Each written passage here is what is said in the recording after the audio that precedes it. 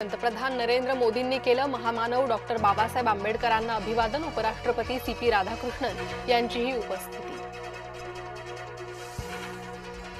आज भारतरत्न डॉक्टर बाबासाहेब आंबेडकरांची 135वी जयंती। चैत्यभूमीवर राज्यपाल जिष्णू देववर्मा, मुख्यमंत्री देवेंद्र फडणवीस, उपमुख्यमंत्री एकनाथ शिंदे, उपमुख्यमंत्री सुनेत्रा पवार, महापौर रितू तावडेंनी केलं अभिवादन।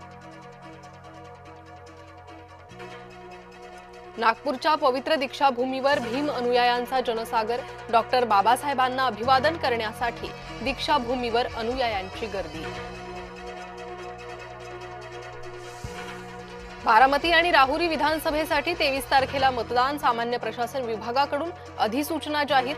विधानसभा मतदारसंघाच्या क्षेत्रात सुट्टी जाहीर।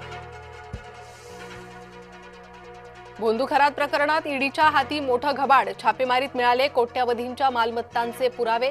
ईडीनं खरातची 2,50,00,000,000ची बँकेतील रक्कम गोठवली।